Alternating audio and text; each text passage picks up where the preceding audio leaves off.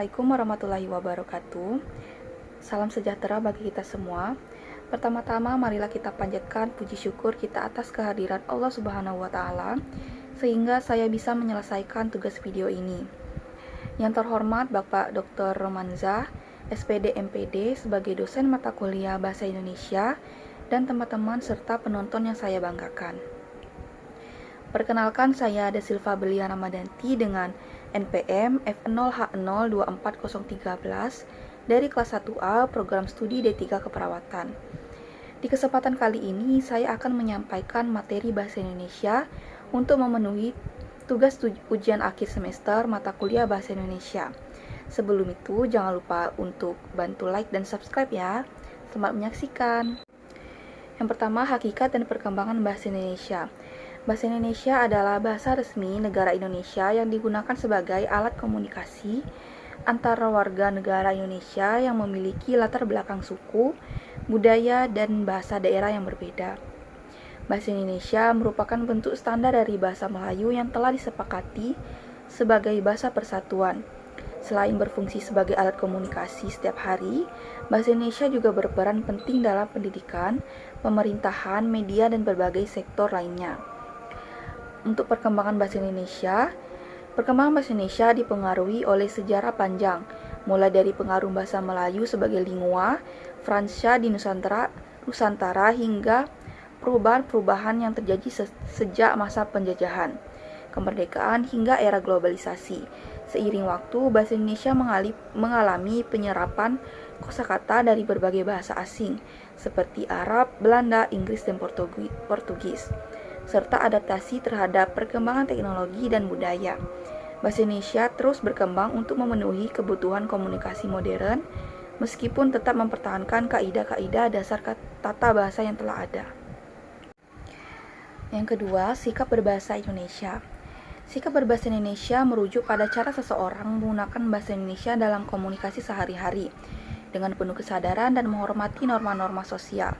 Beberapa sikap yang baik dalam berbahasa Indonesia adalah: yang pertama, sopan dan santun, menggunakan bahasa yang sesuai dengan konteks, menghargai lawan bicara, dan menghindari kata-kata yang kasar atau tidak sopan. Kedua, menghargai keberagaman, memahami dan menghormati perbedaan suku, budaya, dan bahasa daerah lainnya, serta menggunakan bahasa Indonesia sebagai alat pemersatu. Yang ketiga, tepat dan jelas, menggunakan bahasa Indonesia yang sesuai dengan kaidah tata bahasa dan menyampaikan pesan dengan jelas agar mudah dipahami. Yang keempat, bijaksana dalam penggunaan, menggunakan bahasa Indonesia yang dengan bijak, menghindari kata-kata yang dapat menyinggung atau menimbulkan kesalahpahaman. Yang kelima, mengutamakan kebenaran, berkomunikasi dengan jujur dan tidak menyebarkan informasi yang salah atau menyesatkan. Pembahasan yang ketiga, teks dalam kehidupan akademik untuk penanaman nilai dan hakikat bahasa Indonesia sebagai penghela ilmu pengetahuan. Teks dalam kehidupan akademik seperti artikel, jurnal, buku, dan skripsi memainkan peran penting dalam penyebaran dan pengembangan ilmu pengetahuan. Dalam konteks ini, bahasa Indonesia tidak hanya berfungsi sebagai alat komunikasi, tetapi juga dengan penghela ilmu pengetahuan. Sebagai bahasa resmi dan bahasa ilmiah di Indonesia, bahasa Indonesia membantu dalam penyampaian konsep-konsep ilmiah dengan cara yang jelas dan sistematis, yang mempermudah pemahaman dan penyebaran pengetahuan. Melalui teks akademik, nilai-nilai pendidikan seperti kejujuran, logika, analisis kritis, dan tanggung jawab intelektual dapat ditanamkan. Selain itu, penggunaan bahasa Indonesia dalam konteks akademik memperkuat identitas nasional dan menjaga kelestarian bahasa sebagai sarana penghubung antar bangsa. Bahasa Indonesia yang baku dan benar dalam teks akademik juga mendukung kualitas penelitian dan pendidikan yang berstandar tinggi, memfasilitasi pertukaran ilmu di dalam dan di luar negeri. Dengan demikian, teks akademik yang disusun dengan bahasa Indonesia yang baik dan benar dapat berfungsi sebagai sarana untuk penanaman nilai-nilai intelektual, sekaligus memperkuat posisi bahasa Indonesia dalam dunia ilmu pengetahuan. Yang selanjutnya, menjelajahi dunia pustaka dari berbagai sumber referensi digital. Menjelajahi dunia pustaka dari berbagai sumber referensi digital merujuk pada proses pencarian, akses dan pemanfaatan informasi ilmiah atau pengetahuan yang tersedia secara online melalui berbagai platform digital. Sumber referensi digital mencakup berbagai bentuk seperti e-book, jurnal online, artikel ilmiah, ensiklopedia digital, database penelitian, dan sumber daya edukasi lainnya yang dapat diakses melalui internet.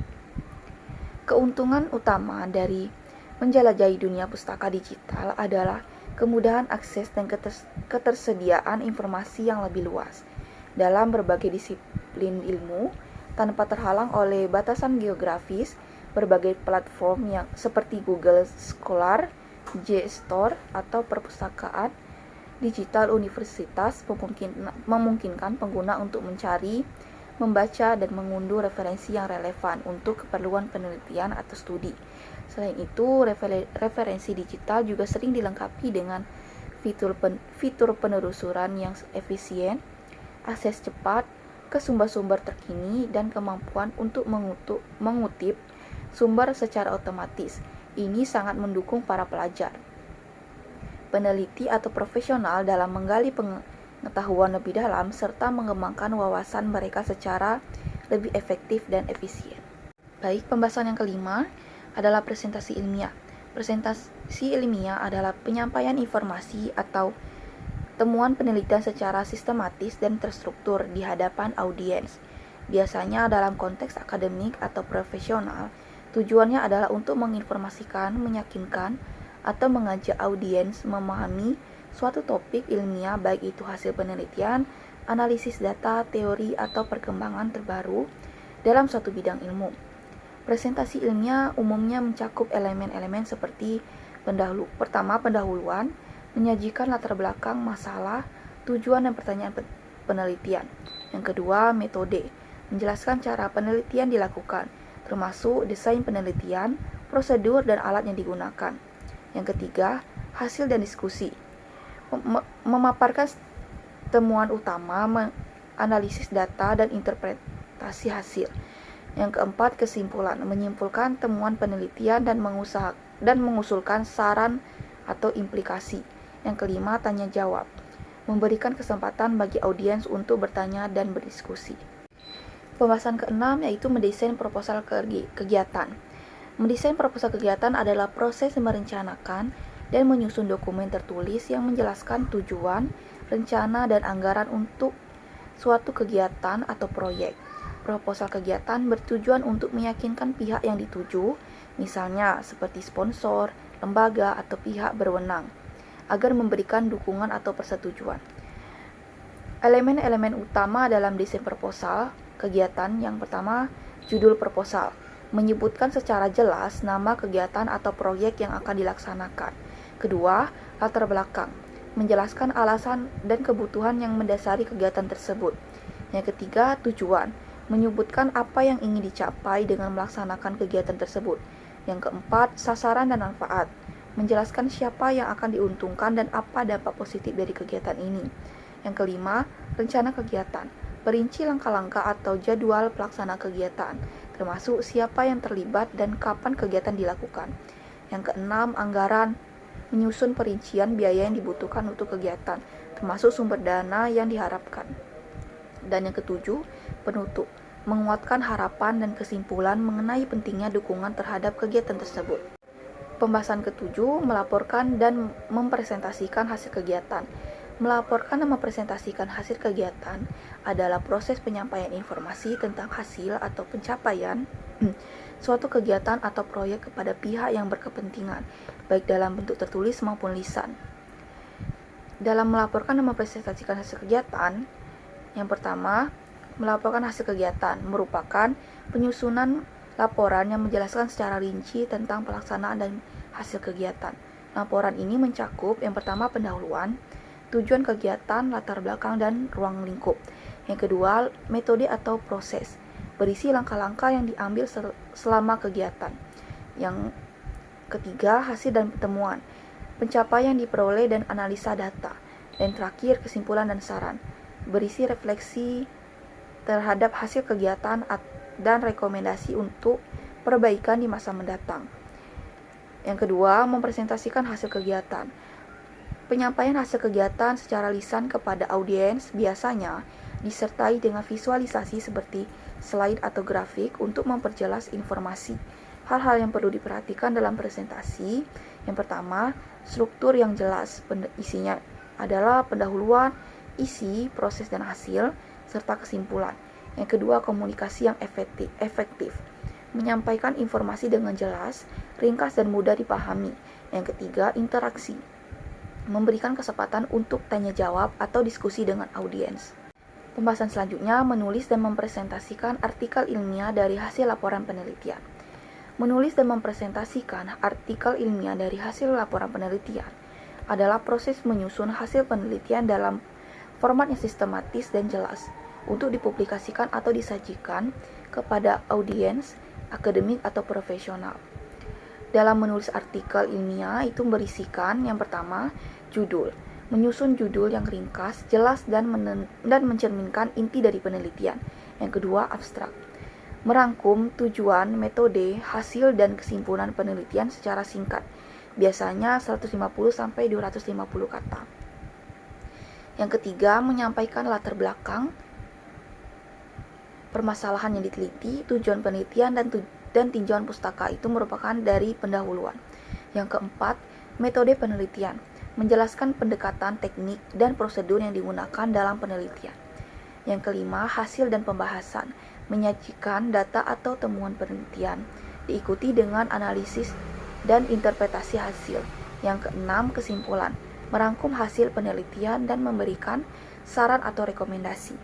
Dan yang terakhir, ketujuh, daftar pustaka. Mencantumkan referensi yang digunakan dalam penelitian. Dalam mempresentasikan artikel ilmiah, yang pertama itu ada persiapan, menyusun presentasi dengan poin-poin utama dan artikel ilmiah, misalnya tujuan, metode, hasil, dan kesimpulan.